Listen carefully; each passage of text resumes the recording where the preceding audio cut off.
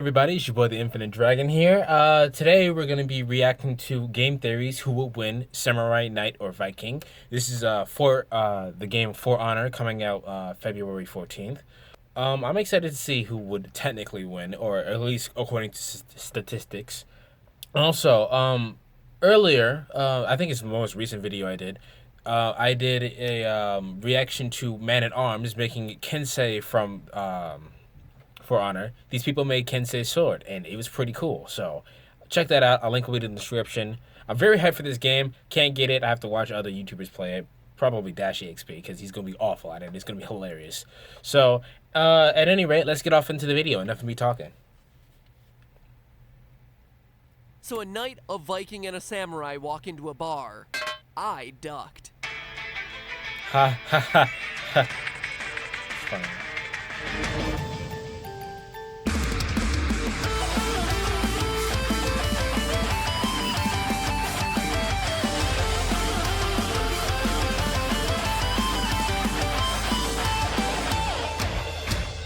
Hello, Internet. Welcome to Game Theory. The show where we treat old grade school playground debates with a seriousness usually reserved for postgraduate dissertations. But before we begin, quick shout out to Felipe Silva from the Notification Squad, the official first comment on the Bottle Flip episode. Thanks for... Yo, like, the fact that they have to have a notification squad is saying that YouTube is messing up big time. being Like, a loyal really? bell ringer. Come on You're now. like the Red Cross at Christmas, except on YouTube all year long.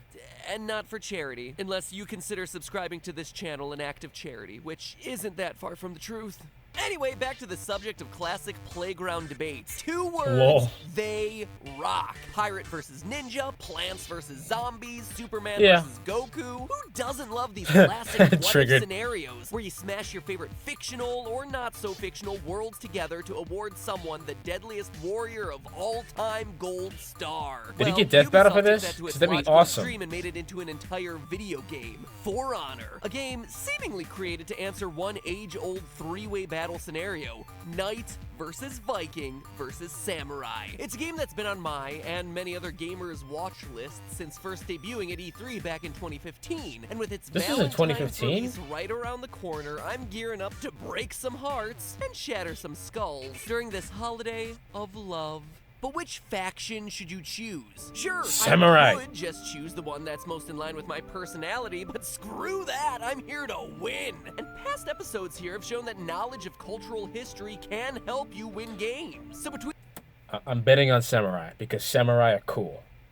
If not the Samurai, then the Knights. these three factions, one has to have the upper hand, right? Maybe the game is balanced, but history wasn't. So it got my theorist brain a-turnin'. Game mechanics aside, when it comes down to the nitty-gritty, who would reign supreme in an actual medieval battle royale? Savage Vikings, knights in shining armor, or the tenacious Japanese samurai? When you start to peel back the myths and legends of these warriors and actually look at the facts around them, a clear winner starts to emerge. So loyal theorist viewers, place your bets now. 3 warriors enter, only Samurai. 1 warrior will leave. Let's start by getting our bearings. Between Vikings, knights, and samurai, there's almost 2,000 years of human history to cover, and That's that crazy. is a ton of time. You can imagine it creates a few problems with comparing these 3 groups. For instance, it may be easy to say that a European knight 10 dudes with M16s could have won the Revolutionary War. Sure, the machine gun and the Revolutionary War are within 2,000 years of each other, but it's unfair to place super advanced technology into that sort of battle. So in an attempt to make a fair comparison all around, you have to take into consideration time period. And to For Honor's credit, the game selected 3 types of warriors that were active in the world at the same time. When you draw a Venn diagram of all the time periods samurai, Viking, and knights were active, you get one major area of overlap: the 11th century, the year 1000, a time before steel plate, gunpowder, Okay. and even Twitter. Truly, these were the dark ages. Or maybe it was the age of enlightenment. Depends on how you look at Twitter. As such, in order to keep this battle fair, their 11th century armor, weaponry, and tactics are what they're going to be limited to in the arena. Now, let's meet our challengers! What if... He better say, "Let's get ready to rumble!" If he doesn't say that, I'm gonna be disappointed. put the feud in feudal. It's the samurai. Hailing from the icy lands of Scandinavia with a height of 5 foot 7 inches, they take an arrow in the knee and keep on kicking. It's the Viking.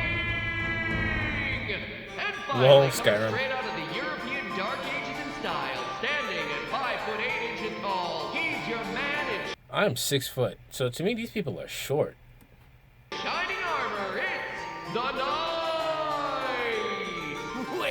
Wait. Hold your jock jams. Are you serious? 5 foot 3 inches tall. A Viking is 5'7" on average? I'm taller than that. I thought these warriors were pillars of testosterone, drinking their power thirst and getting their swole on one axe swung at a time. Especially the Viking. But looking at the scientific evidence and researching this episode, it just isn't true. Skeletal evidence reveals that due to poor nutrition back in ye olden times, humans were the same height, if not shorter than what they are crazy. now. Sure, these warriors seem mythological in our minds, but that's because the mythology is all people really know. The only records we have about the Vikings, for instance, is the stuff that was written by people who had just had their villages ransacked by the guys. And also the Icelandic sagas. It's basically if our only records of American history were the tall tales of Paul Bunyan and his giant blue ox. So okay, none of our warriors are technically the Rock. But if physicality isn't going to separate these guys out, let's look at their backgrounds. Vikings come from Scandinavia, and the fact that Vikings had to live in this frozen nightmare without electric blankets and central heating should be enough credential to give them their badass card. Since they lived in a place where food literally dies immediately, they stayed alive almost entirely by stealing from other people. That makes sense. They did this by striking vulnerable targets. That was so monasteries cool. and wealthy villages before fading into the foggy mists on their massive warships. Their weapons were generally garbage. Again, that whole frozen tundra thing, with only the most basic of offenses, a bow and a shield on their back, a spear for throwing, and an axe in their belt, or, if they were particularly well off, a sea axe, a sort of short sword knife hybrid that was perfect for up-close encounters. But if they were minimal on the offensive front, they were practically nudists on the defensive front. Vikings, as if going for maximum machismo, were practically nothing for protection from either people or the threat of icicles to the crotch. The wealthiest Vikings wore hardened leather, but most just had quilted fabric. So one good shot from a bow and boom, you're done, son. Now to For Honor's credit, the game gets all of this right. One look at the warlords, berserkers, and raiders, and you immediately see light armor, if at all, and rudimentary shields and axes. Even the Valkyrie is appropriate, as Viking culture required men, children, and women to know how to fight. Though I gotta dock you a bit for the horned helmet. True loyal theorists know that those originated in the Bronze Age back in 3300 BC, not Viking times in 1000 AD. But I guess Skyrim got it wrong too, so you're in good company. So you're probably wondering, why did Vikings wear the medieval equivalent of tissue paper? Sounds like a bad idea for a society built around fighting and raiding, right? Well, it's actually for two reasons. One, they got around by boat all the time, and you don't want to go overboard in iron. Anchors away! Also, iron rusts into powder in the presence of salt water, so not the best idea. Two, wearing light armor allowed them to have maximum mobility. When you're jumping off a ship to raid a lightly guarded town, you don't want to be weighed down by unnecessary armor. This even makes if sense. You've been keeping up with leg day. It's funny, we think of Vikings as slow, hulking tanks, but in actuality, speed and intimidation were their best friends. If they were pro StarCraft players, they'd exclusively use cheese and all-in tactics. That's crazy. The risk here. So I stopped the video just to point out that when Mike Tyson was boxing, he always said he used to like stare down his enemy and instill fear in them. He just used to mean mug them and everything like that, just like to make them scared. And any kind of chink in their defense, he would find it and beat it down. So it's kind of like that. Here, though, of course, is that if they ran into someone who knew what they were doing, didn't panic, and was more well-equipped and trained, well, they would easily crumble. And that, honestly, is why the Vikings would lose to both the samurai and the knights. So Vikings would not to the end of the episode. These guys are dead as soon as they hit the battlefield. Let's play it out. The Viking sprints into the arena, chest bared, in a daring display of bravery, and ooh, there's a samurai arrow in the back. Oh, and that's the knight's blade to the side. The Viking makes one last-ditch effort swinging his axe, but it's rejected. His rudimentary armaments are no match for the finely crafted weaponry of the knight and the samurai. Speaking of finely crafted weapons, Check out seriously. Like even if you don't watch me react to it, just watch like Man at Arms.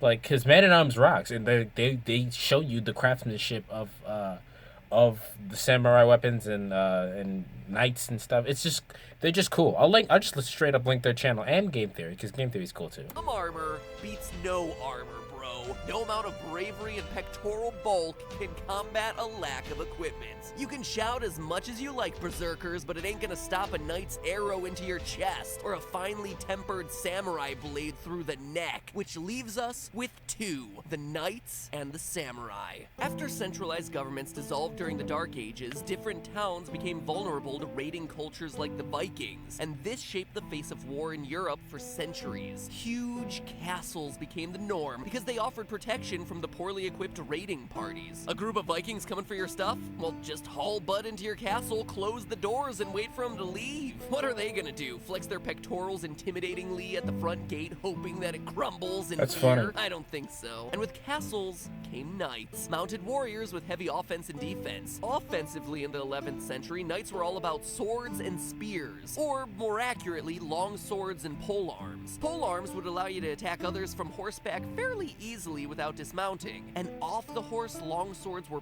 perfect for melee, heavy enough to daze someone if you knocked him in the helmet, but also able to penetrate armor if you stabbed with the tip. Look no further than the Warden class of For Honor for some really accurate knight weaponry. But for as correct as the weapon is, just ignore his armor because what the knights wear in For Honor is a bit too modern for our battle royale today. You But see, it looks this cool. is plate armor, iron and steel plates forming a barrier around the body. And while partial plate armor was used by the ancient Greeks and Romans, it became much less popular in the 11th century because it was really hard to make and cost some serious cash. Ugh, is that full plate armor? Ugh, so 300 BC. It wouldn't become popular again until the late 13th century, meaning it would be appropriate for Honor, but is off the table for our 11th century battle. Instead, knights of the 11th century wore the hauberk, a shirt made out of rings of iron linked together that could protect your major organs from everything that wasn't a direct shot from a longbow. Combined with full helmets, a horse that lets you outmaneuver any threat, and a heavy shield, knights were leagues beyond Vikings. Which finally brings us across the world to Japan, to a time before anime body pillows and automatic toilets, when the land was ruled by lords vying for power over each other. We think of samurai as being these honorable, katana-brandishing master duelists, but in the 11th century, this wasn't the case at all. Well. During the early Heian period in Japan, these warriors were among some of the wealthiest members of their respective clans, and were mostly used by the emperor to squash rebellions by the peasants. They were the 1%, just, you know, instead of power suits and expensive haircuts, they sported amazing armor and would shoot you in the gut with an arrow if you protested. Like the knights, early samurai were master practitioners of Kyudo, the art of mounted archery. While they did later evolve into other skills like swordplay with a katana, deadly ranged combat is where they shined most in these early days. And not just archery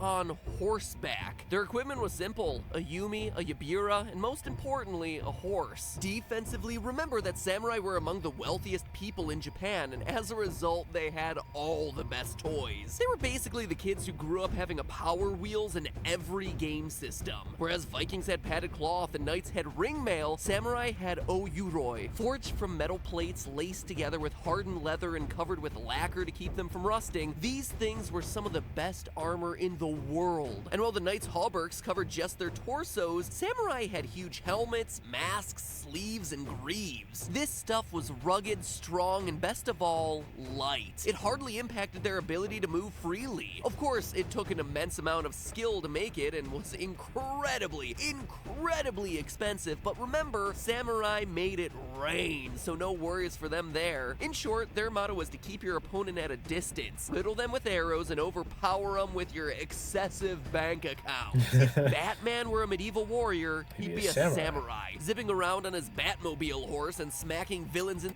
I don't remember what comic it was, but Batman actually has a samurai suit. I don't know what comic it was, so like, don't ask me. I'll probably find and put a picture up. Boom. If I didn't, it's probably a picture of a bat. in the face with his wads of cash. You think you have a chance against me? I'm rich. I'm Samurai Batman. A samurai's weakness, though, close combat. Sure, once they Really? got equipped with the katana That was in later cool. eras, like you see in For Honor, they were fine. But in the 11th century, they were incredibly susceptible to close-ranged combat. So to counter this, they usually had an entourage of people equipped with polearms and swords to keep them protected from enemies just running up and taking down their horse. Money, not only buying you the coolest toys, but also buying you friends Also, to protect that you on shot the field was of battle. awesome. So there you have it, 3 classes of warriors, 3 possible victors in our hypothetical battle For Honor. Well, actually 2, because the Vikings are clearly outmatched. Nope. So who wins, knights or samurai? In the words of another great YouTube channel, it's time for a death battle. Let the battle begin. Here come both our challengers now, riding into the arena. Knights and samurai, both mounted warriors, so this is to be expected. And oh, there goes the knight's horse, struck with a samurai's arrow.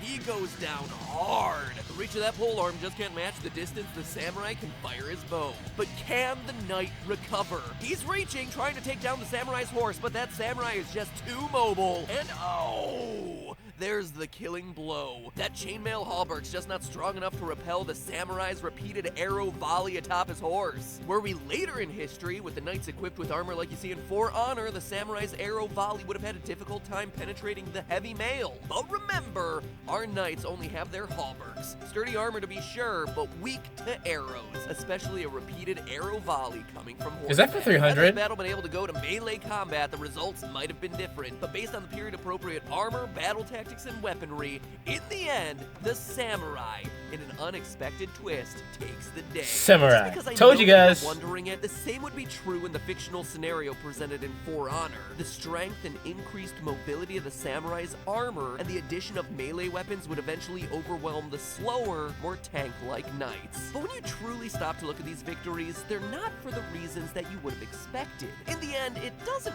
really come down to tactics, formations, strongholds, or training. It comes down to one weapon that you don't normally think about on the fields of war.